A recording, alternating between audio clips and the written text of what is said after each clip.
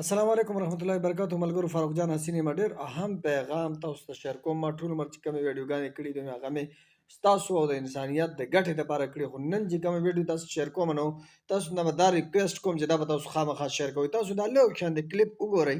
علیکم. وعلیکم السلام. مرجان ښه صحت ښه دی؟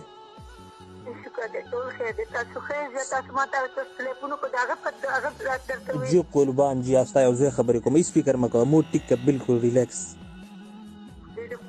الله تعالی یو ژوندی چې چغې مې بس وهلې بس په پورته کړو.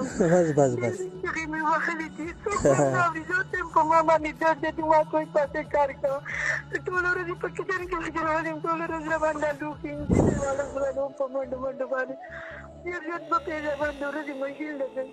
قربان. مشین نه دا زمونږ یو ملګری زمونږ یو ورور دی محمد سمید، هغه ماته دا ویډیو راولېږله. هغه دا ریکویسټ وکړو چې یار ته به دې باندې د خپل چینل باندې دا ویډیو شیر کړه، ځکه چې زما چې څونه خویندې میندې دي په وطن کې دننه پښتنې خویندې دي، نو هغوی دپاره صرف دا پیغام دی. څونه چې نارینه دي، څونه چې زما پښتانه ملګري دي، نو هغوی ته هم دا درخواست کوم چې دا شیر کړي، ځکه چې اوس بیا د بهر ملکونو نه خو نور ملکونه به پرېږدو چې یار دوبۍ ته به کومې زنانه تلې، د هغې څه حساب کتاب دی. او نن سبا سعودي چې کوم د خادمین دپاره کوم چې د کور د کار دپاره د زنانه ویزې راایستلي دي، نو هغه اوس نن سبا دلته چې کوم دی یو قسم له ارزانې یا ګرانې پر طریقې، خو لکه د دې ځای چې کوم ایجنټان دي، کوم چې د دې ځای ایجنسو والا دي، هغې کوشش کوي چې دې علاقې چېرته داسې غریبه یا داسې زنانه چې هغه مجبوره دي چې د حالاتو نه او هغه بهر ملکونو ته ځي، نو په هغې باندې بیا تاسو ته دا خبره پته چې عرب د حضور صلی الله علیه وسلم دغه سره څه ناڅه بدل شوي دي، او هغې چې کوم دی په هغه زمانه کې خو تاسو ته یا پته چې نوې د نشې لت، د شرابو لت، د آیسو لت کې لت خلک، هغه خلک نن لګیا دي او دغه زنانو سره قسم قسم. زه به دا ووایم چې هغه ګناهګارېدل خو یې پرېږده، هغه خبرې زه نشم کولی، ښکاره چې دا ویډیو به زموږ خویندې هم ګوري، هغه پرېږده ګناهګارېدل هغه طرف ته، خو ظلمونه ورسره هم کوي. باقي تفصیل به دې ویډیو کې وګورئ. زما ستاسو نه صرف او صرف دا ریکویسټ دی چې څومره ستاسو سره آیډیا نه وي، څومره دغه وي، دا ځان سره شیر کړئ.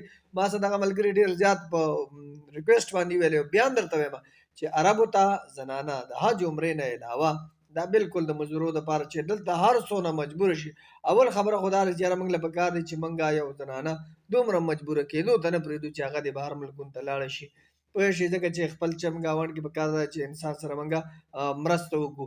بیا هم کمې چې تللي دي ملګري لګیا دي د هغې د واپسۍ کوشش کوي.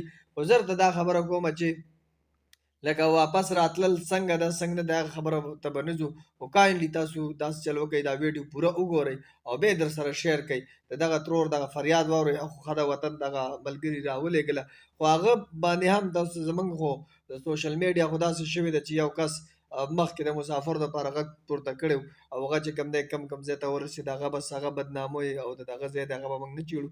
خو د زنانو دپاره کم از کم سعودي عرب ته د خادمینو په ویزه باندې مه ځئ، ځکه چې پردی وطن او نور هر څه خو پرېږده چې دننه په کور کې کوم ظلمونه وي، دغه ښځه به یې تاسو ته په خپله باندې ووایي.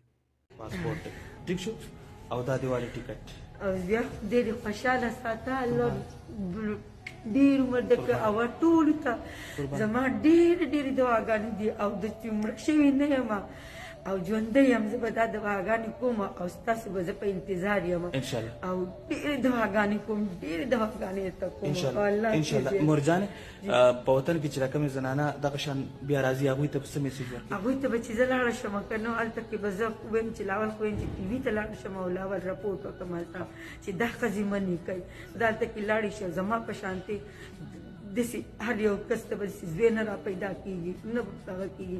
ما له ډېرو خلکو مدد وکړو، نو زه دې ته کور راورسېدم او زه به هغو ته وایم چې چېرته لاړ نه شي بهر ملک ته او چېرته داسې کار ونه کوي. پر خپل ملک کې چې 15,000 6,000 2,000 3,000 دا خپل محنت کوئ، هلته کې مزدورۍ